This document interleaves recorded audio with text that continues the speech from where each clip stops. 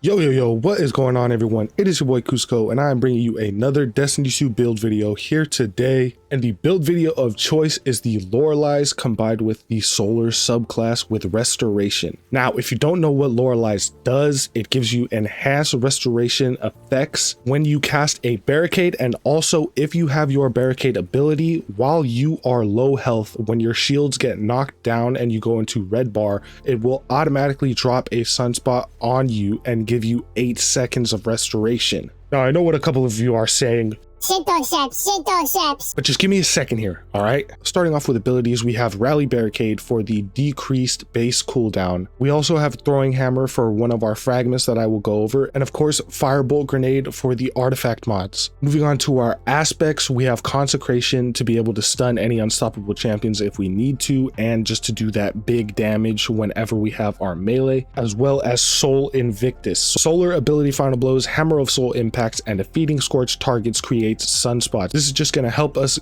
get restoration when we don't have our shield or if we run out of it. For our fragments, we have Ember of Empyrean, Ember of Ashes, Ember of Torches, and Ember of Solace. Empyrean is how we are going to extend our restoration and radiant effects when we get solar weapon or ability final blows when we have restoration or radiant applied to us. Ember of Ashes just allows us to apply more scorch stacks with the weapons that we are using, which is going to be huge. Ember of Torches makes sure that we can get radiant for those barrier champions and have that extra weapon damage. And then Ember of Solace, radiant and restoration effects applied to you have increased duration. Yes, this does do something. If you don't have this on and you only have Loreley's on, it will only give you 5 seconds of restoration when you pop that shield. If you put this on, it will give you 8 seconds of restoration when you get your shield. However, this does not affect the max timer of 12 seconds. It only affects that first timer, giving you 8 seconds of restoration, which is plenty enough time to get kills with a solar weapon or abilities to keep that timer stacked. As for my armor mods, they are all right here. Go ahead and copy and paste these. You need all of these to make this build do what it is doing, so make sure you put all of these on. And of course, the artifact mods are Solar Surge, Flared Up,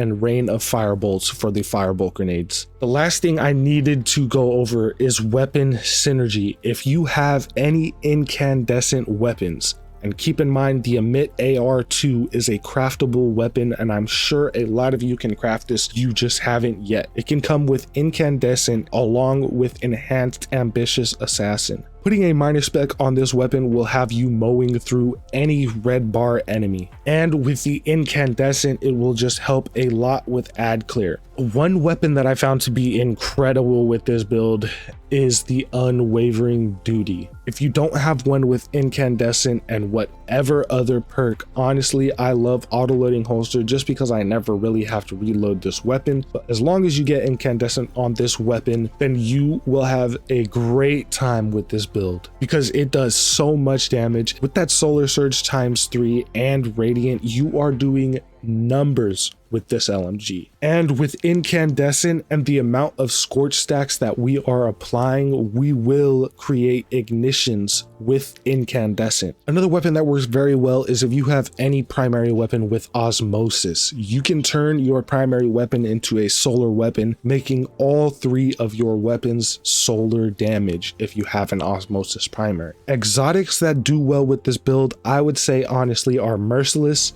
Sunshot, and Prometheus Lens. These are the 3 that, first of all, Sunshot is very good for ad clearing, as well as Prometheus Lens, and if you need that boss damage, throw on a Merciless and throw on a rocket launcher and you will be fine. Now that we've been over everything build wise and weapon synergy, I wanted to tell you guys that I have been meaning to make a Loreley's build.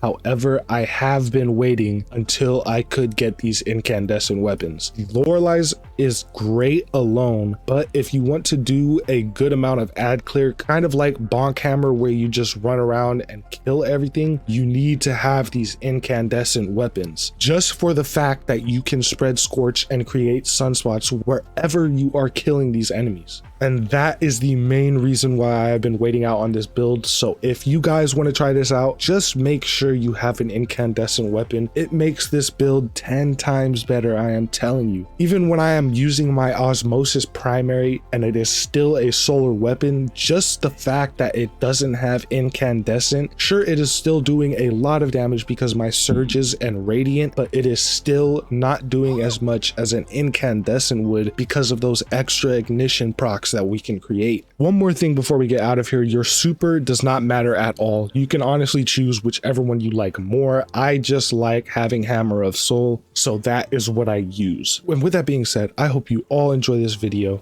And if it did help you out, be sure to leave a like, comment, and subscribe, as it really does help me push out more videos. And as always, before I get out of here, I hope you all have a great day. Make sure you all appreciate everything and everyone you have around you. I love you all and enjoy the rest of the gameplay.